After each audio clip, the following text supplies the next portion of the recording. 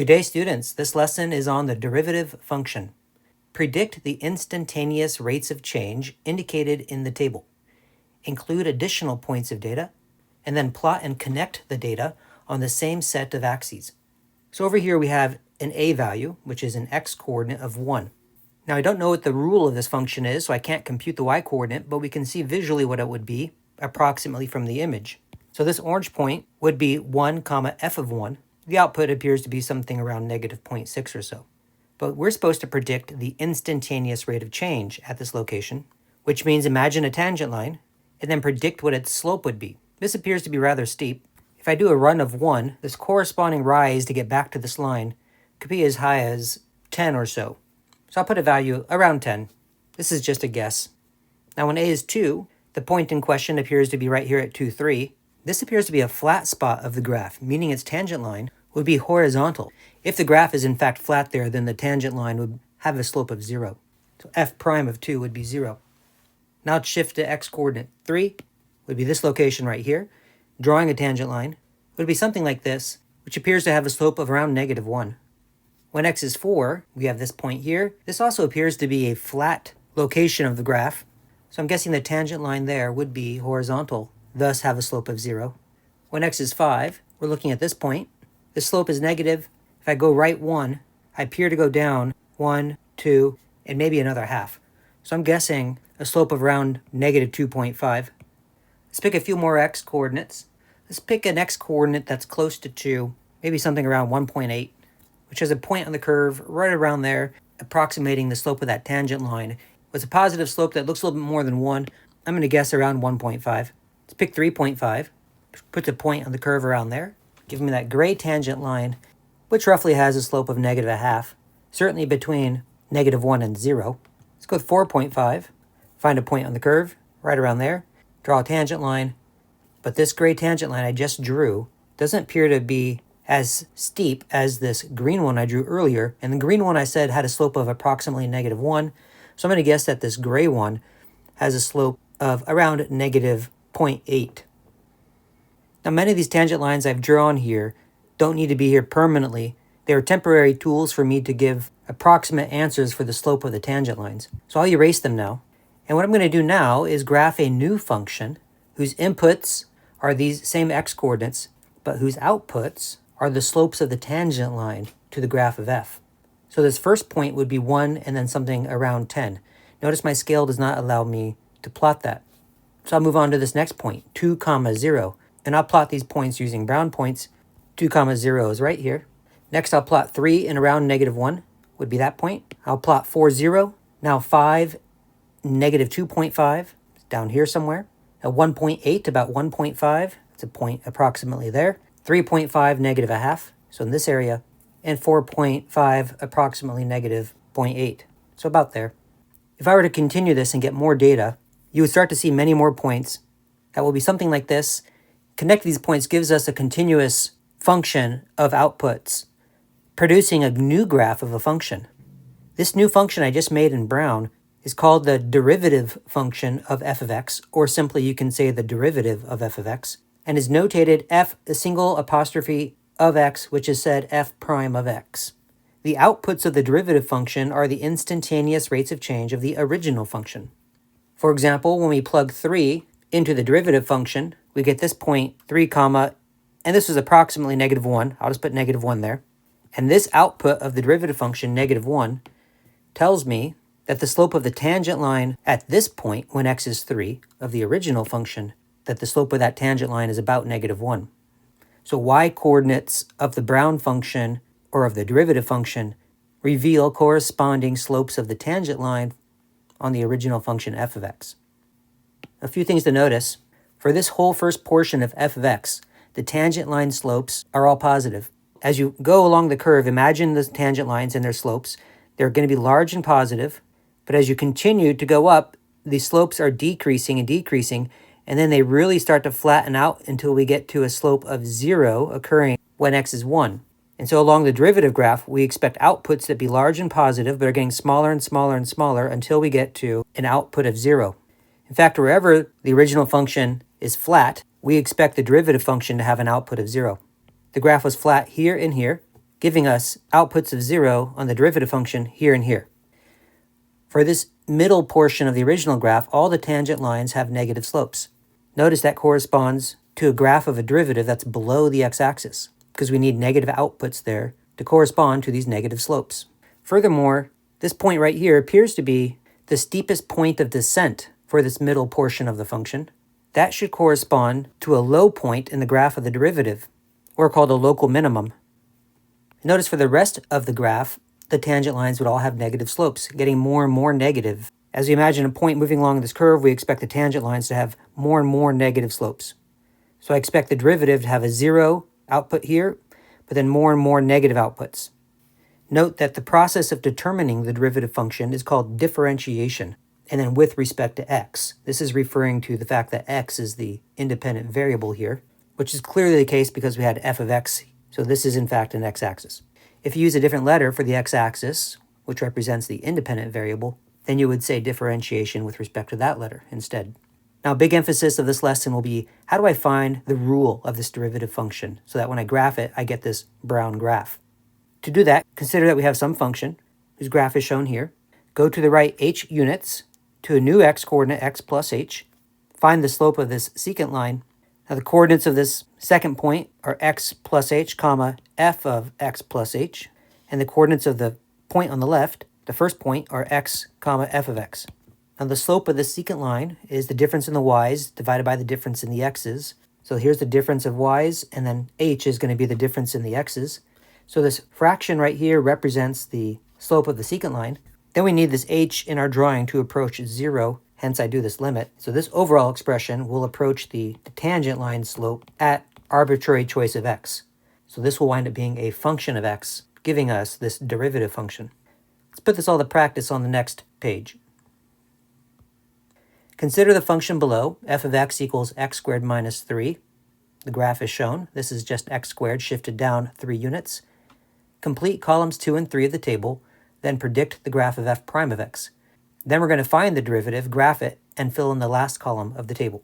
All right, these are different x-coordinates. We're going to plug them into the function and get the y-coordinates. We can find exactly because we know the rule of the function. So f of negative 2. Square negative 2 makes 4, and then minus 3 gives us 1. Hence, we have a point right here at negative 2, 1. Plug in negative 1. We're going to get negative 2 in the end, confirming this point. Plug in 0, we'll get minus 3, confirming this point down here. This is our vertex of the parabola. Plug in 1, we'll get negative 2, and plug in 2, we'll get 1. Now, f prime of a, let's do a guess first by imagining tangent lines. Here's what I'm visualizing for the tangent line when x is negative 2. If I've drawn it well, it appears to have a slope of around right 1, approximately down 4 to get back to the line. So I'm going to guess a negative 4 as the slope of the tangent line there. Now shift our focus to this point. Imagine a tangent line. Given what I've drawn, if I go to the right 1 unit, it looks like I would need to go down roughly 2 units to get back to the line. So this line appears to have a slope of negative 2. Next, we focus here at the vertex. The tangent line is clearly horizontal here. Horizontal line has a slope of 0. Now focus at this location, draw a tangent line. So that would be right 1 and then maybe up 2, so guessing a slope of 2. And finally, let's look at this point here. I imagine a tangent line something like this. So if we go right 1, I go up more than 3, somewhere between 3 and 4 is my current guess. Would it say 3.5? Now parabolas do have a symmetry, which suggests to me that the slope of the tangent line at this point here ought to be the opposite of the slope of the tangent line right here. If that's the case, then I'm just going to go ahead and say that my guess for this last one is about 4, so that I have a guess here that's the opposite of this guess. Now I'm going to plot these points. Negative 2 will be my input, but my output will be this number. I'm going to use columns 1 and 3 as my new x and y and make more points. I'll label them brown. So negative 2, negative 4 is around here. Then I'll plot negative 1, negative 2, which is a shared point on our parabola. Then I'll plot 0, 0, then 1, 2, and finally 2, 4. Now notice that there appears to be a constant rate of change here. Right 1, up 2. So connecting these points, it makes sense to maybe do a linear relationship. Let's confirm by actually finding the derivative function using the limit definition. So f prime of x will be equal to the limit, as h shrinks to 0, of f of x plus h minus f of x all over h. Now the tricky part will be this part. We look to this function rule, which is x squared minus 3, and I input x plus h instead. So in for that x goes x plus h. This gives me the limit as h goes to 0 of, and then we have x plus h, parentheses, that's going to be squared, and then minus 3. And this is our f of x plus h result. And then minus, and then use some parentheses, and then substitute in just f of x, which is x squared minus 3. And make sure you have these parentheses. And this is all over h. I'm going to expand and simplify the numerator. X plus h quantity squared, if you FOIL that, will be x squared plus 2xh plus h squared. And we have minus 3. And then also distribute this negative. We have minus x squared plus 3. And this is all over h. Then you'll notice a few things. This x squared and this negative x squared cancel. This minus 3 and this positive 3 cancel.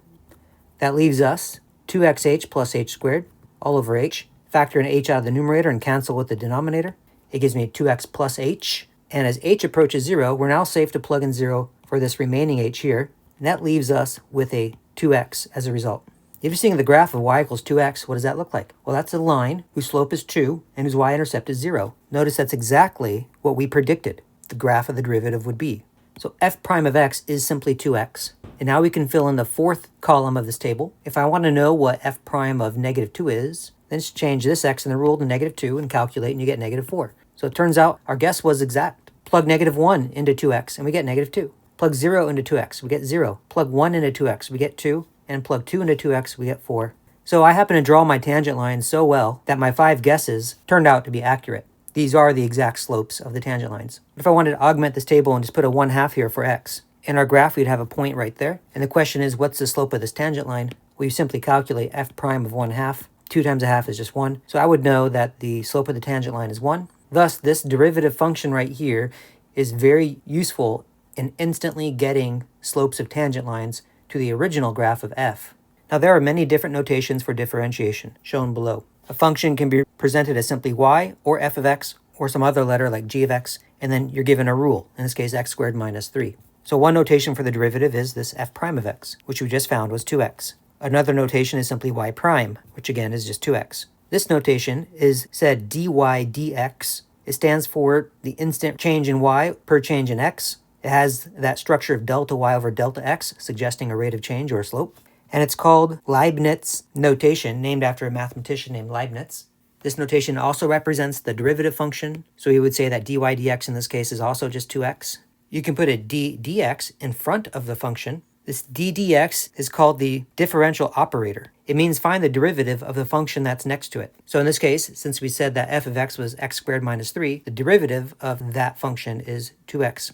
Here you can put the differential operator in front of and actually spell out what the function is. So this reads as the derivative of x squared minus 3, and this is a derivative with respect to x as indicated by the dx down here, meaning think of x as the independent variable, and the result of this derivative is 2x. Or you could be lazy and write the function and put a little prime sign outside some brackets or parentheses. And that means find the derivative of what's inside those brackets, and the derivative of that function, again, was just 2x. So you have all these different ways to denote the derivative of a function. All right, let's go on to the next page.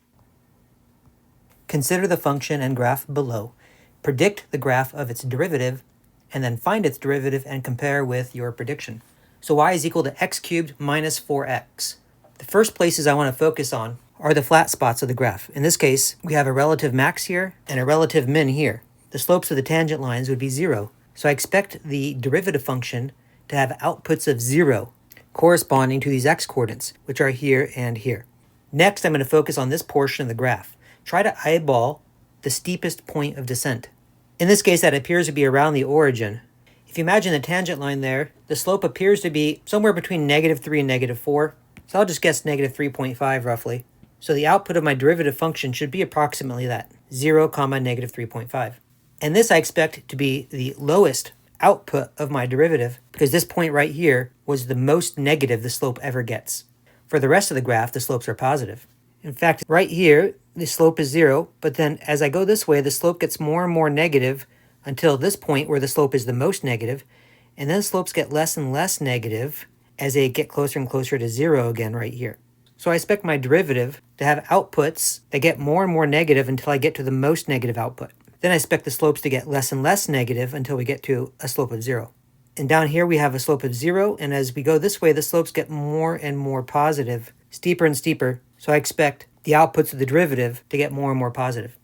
Starting right here, the slope is 0, but as I work backwards, the slopes become more and more positive, steeper and steeper. So I expect outputs of my derivative to get more and more positive. Connecting all this, I expect a derivative to have some sort of graph that looks something like this. Let's find out. So we have y equals x cubed minus 4x. So using Leibniz notation, dy dx stands for the derivative. It would be the limit as h goes to 0 of f of x plus h minus f of x all over h. We can also call this y function just f of x. So when I do this first part, f of x plus h, wherever you see x's in the rule, there's x's in two spots, you substitute x plus h. So we get a limit as h goes to 0 of x plus h cubed minus 4 times parentheses x plus h. And here's our f of x plus h portion of our formula. And then minus, do some parentheses, and for f of x, we simply plug in this rule unaltered. So that's x cubed minus 4x, and then all over an h. Now in order to do x plus h cubed, that would be x plus h times x plus h times x plus h. I'll distribute this minus 4 and then distribute this negative. So I have minus 4x minus 4h minus x cubed plus 4x all over h. I'm going to FOIL the first pairing of x plus h. Gives me x squared plus xh, that's 2xh, plus h squared, and there's still a third x plus h, and then we have the rest. And now we have to do more distribution. This x will distribute, and then that h will distribute. So distributing the x, we get x cubed plus 2x squared h plus xh squared. Now distribute the h, we get plus x squared h plus 2xh squared plus h cubed. And then we have the rest. Notice x cubed and negative x cubed will cancel. Negative 4x and positive 4x will cancel. 2x squared h and x squared h are similar, and xh squared and 2xh squared are similar. So we have an h cubed. Combining the oranges, we have 3xh squared. Combining the greens, we have 3x squared h, and then we have minus 4h. Everything else canceled all over h. And now you can factor in h out of everything and cancel it with the denominator h. So we have a limit as h goes to 0 of this expression. We are now safe to plug in 0 for these remaining two h's, giving us a final result of 3x squared minus 4. Well, 3x squared minus 4 is a parabola stretched vertically by a factor of 3 and then shifted down 4. So I can see right away that our guess, which is in brown, is slightly off. In pink here is the actual derivative, dy dx. And our guess was close. It captured the essential features. Let's graph this with technology. Using Desmos, I've typed in f of x equals x cubed minus 4x. Now let's type in y equals, and our derivative is 3x squared minus 4. In Desmos, you can also, without calculating the derivative, you can tell it to graph f prime of x, and it will make a graph even if you don't know that the derivative is 3x minus 4. The orange and the red produce the same graph. Furthermore, notice that the location of where the black graph has a horizontal tangent line, so this relative max and this relative min, are precisely the same x-coordinates for which the graph of the derivative has an output of 0. Okay, next page. Consider the function below, graph it, then predict the graph of its derivative. This time the graph of the function is not given to us. It's the graph of 1 over x and then add 2. So shift up 2 units. I know the graph of 1 over x goes through 1, 1, negative 1, negative 1, and the rest of the graph. So this is the graph of 1 over x plus 2, and then we want to shift up 2 units, 1, 2. So we have a horizontal asymptote at y equals 2. This graph has no flat spots, but focus on these two black points. The slopes of the tangent line at both black points appears to be about negative 1. So I'm guessing the derivative will have outputs of negative 1 at both locations. All along this curve, the slopes are negative. Here the slopes are very large and negative, and then they flatten out towards 0. So I expect large negative outputs and then get closer to an output of 0. There's some sort of symmetry here too. For this portion of the graph, the slopes are also negative, starting at a slope of negative 1 and becoming more and more negative as we follow the asymptote. So I expect the graph of the derivative to have outputs that get more and more negative. And as we go off this direction, the slopes are still negative, but become less so, approaching 0. So I expect outputs of the derivative to get less negative, but closer to 0. So this brown function with an asymptote at x equals 0 is my best guess for what f prime of x ought to look like.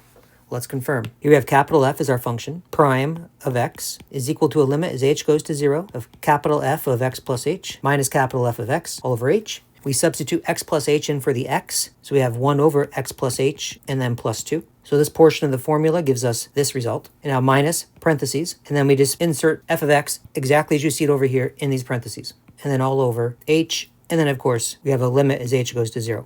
I'm going to distribute this negative sign, and then you'll notice that this 2 and this 2 will cancel, leaving us this expression. I can't plug in h equals 0 just yet. This is a complex fraction, so I'm going to multiply the numerator and denominator by the LCD of these two subfractions. and the lowest common denominator of these two subfractions will be the product of their two respective denominators. So I'm going to multiply by x times x plus h, numerator and denominator. Then I'll distribute this product across the parentheses and simplify as I go. So when I multiply x times x plus h times this fraction, the x plus h's will cancel, leaving just x. And then when I multiply x times x plus h times this fraction, it's the x's that'll cancel, leaving us x plus h. But then this minus sign will need to distribute or be outside some parentheses. So we'll have minus parentheses x plus h. Now for the denominator, just leave all three of these factors separate. So you have x and h and a x plus h. Now this minus will distribute, the x's will cancel, leaving a negative h over xh times x plus h. Now I can cancel this h over h, leaving 1's in their place.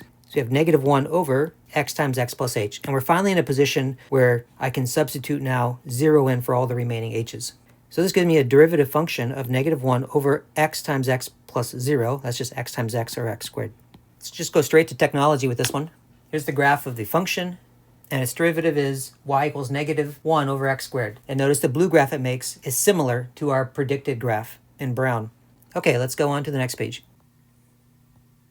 Consider the function below, graph it, then predict the graph of its derivative. Then differentiate and compare with your prediction. All right, this function g of x is only equal to 3 minus 2x. This is a linear equation of the form mx plus b, where m is negative 2 and b is 3. So this is a line that passes through 0, 3 and has a slope of negative 2. So if I go right 1, I would need to go down 2 to get to another point on this line, giving this graph of our function g of x. Now, when you begin with a function that's already a line, and you take any point on it, for example, the y-intercept at 0, 3, and then you draw a tangent line, well, at this point, the line that is tangent to this curve is this same line. And we know that the slope of this line is negative 2. So we know that g prime of 0, which is the x-coordinate in question, is going to be negative 2. Well, what about when x is 1? You focus on this point, 1, 1. The tangent line here is also this line again, whose slope is still negative 2. So g prime of 1 will still be negative 2. In fact, g prime of any number will be negative 2. This suggests that g prime of x is a constant negative 2. Let's confirm this. G prime of x can be found by doing the limit, as h goes to 0, of g of x plus h minus g of x all over h. So for this portion of our formula, we look at the rule of the function, and wherever there's an x, you substitute x plus h. That gives us 3 minus 2 times parentheses x plus h. And then minus parentheses, and then copy g of x as is, 3 minus 2x. And this is all over h. Well, this minus 2 can distribute, and this negative can distribute. So we have the 3 leading off, and then we'll have subtract 2x, subtract 2h, and then minus 3, and then plus 2x, all over h. Notice the 3's will cancel, the 2x's will cancel, leaving negative 2h over h. And now the h's can cancel, and so we will find the limit as h goes to 0 of a constant function negative 2, which is just negative 2. There are no more h's to shrink to 0. This confirms our suspicion that g prime of x is a constant. And here is its graph. We can generalize this. The derivative, I'll use d dx as a differential operator, of any function of the form mx plus b, so any linear function, will always just wind up being the slope of that line itself. That's because if you begin with any point on a line, doesn't matter what x is, and then draw the tangent line, the slope of that tangent line will be the slope of the original line. Okay, moving on. The given function is the weight of water in a bucket in pounds as a function of time in minutes. And we are referring to this function here, w of t equals square root of t. Graph the function and complete the table. So t is the horizontal axis, and w is the vertical axis. T stands for time, and w stands for weight. The graph of square root of t, plug in 0, you get 0. Plug in 1, you get 1. Plug in 4, you get 2. Plug in 9, you get 3. And the overall shape is the top half of a sideways parabola, arching over slowly. Now let's complete the table. W of 4, we've already confirmed that. If you plug 4 into the square root of t, you get square root of 4, which is 2. And our interpretation of this is that, remember, 4 is measured in minutes, so at the 4-minute mark, the water, H2O, weighs 2 pounds. If we plug 9 into this function, square root of 9 is 3. This means at the 9-minute mark, the water weighs 3 pounds. So as time goes on, the water is slowly gaining weight. But the rate at which it's gaining water is decreasing, meaning it takes more and more time just to gain 1 more pound of water. Now these next two involve w prime. So we need to find the derivative of this w function and then evaluate it at 1 and 4. W prime of t is equal to a limit, as h goes to 0, of w of, we're using t now for our independent variable, so I'll say t plus h, and then minus w of t, and this is all over h. For this part of the formula, we look at our w function and substitute t with t plus h. So that means the t plus h will be entirely inside that radical, giving us the square root of t plus h as this first part of our formula, and then minus, and then w of t is just square root of t. And this is all over h. Now, as we've seen in previous lessons, we can algebraically simplify this by multiplying the overall expression, numerator and denominator, by the conjugate of the numerator, which is radical t plus h, and then plus radical t, both numerator and denominator. Then I'm going to FOIL only the numerator. So radical times radical, giving us just t plus h. Then we'll have plus rad t plus h, but then minus rad t plus h. And those two middle terms will cancel. It's always the case when you FOIL conjugates, the two middle terms cancel each other. So now I just have to do negative rad t times positive rad t, which is negative t. Leave the denominator factored, so h times parentheses, and then this conjugate. Of course, we see next that the t's will cancel, and then at this point, h over h cancel, leaving 1 in the numerator, and we no longer need parentheses around this conjugate. But now we are in a position where we can safely plug in 0 for the remaining h, so I'll get radical t plus radical t, giving me 2 radical t in that denominator. And this is our derivative function. So now we want to find w prime of 1. So we look here and substitute 1 in for time. The square root of 1 is 1, times 2 is 2. So we wind up getting 1/2. Well, visually, this 1/2 would be the slope of the tangent line when t is 1. Or here's the point in question when t is 1. And the slope of this tangent line is 1/2. Well, the units of this rate of change will be the units of the vertical axis, which is weight, and its unit is in pounds, per the unit of the horizontal axis, which is time, measured in minutes. So this 1/2 is pounds per minute. This is how quickly the water weight is changing at the 1 minute mark. So at the 1 minute mark, the water weight, H2O8, has a rate of change of 1/2 pounds per minute. This is an instantaneous rate of change. In the very next moment, its rate of change will not be the same, similar to how an accelerating car has a constantly changing speed. And now w prime of 4, the point in question is here at 4, 2. Visually, we expect the tangent line to have a smaller slope. We look at our derivative function over here and substitute time equals 4. Square root of 4 is 2, times 2 is 4, so we get w prime of 4 is 1/4. So the slope of this tangent line is 1/4, smaller than 1/2 as predicted. And this means that at the 4 minute mark, the H2O weight has a rate of change of 1/4 pound per minute. So the rate of change is decreasing over time, meaning that the tangent lines are getting flatter and flatter, yet the weight itself is increasing over time. Okay, and then final instructions, find the equation of the tangent line when t equals 4 minutes. So I've drawn that tangent line here. We've identified the slope of that line using the derivative, and of course we know a point that it's passing through. So the equation of this orange line will be, I'm going to lean on this point slope form to help create the equation of the line, but use t instead of x and w instead of y.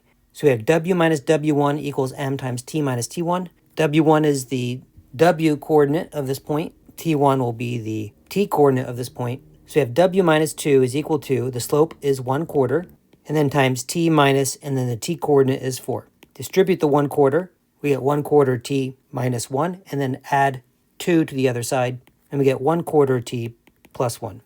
This is the equation of that orange tangent line. Okay, and this concludes our lesson on the derivative function.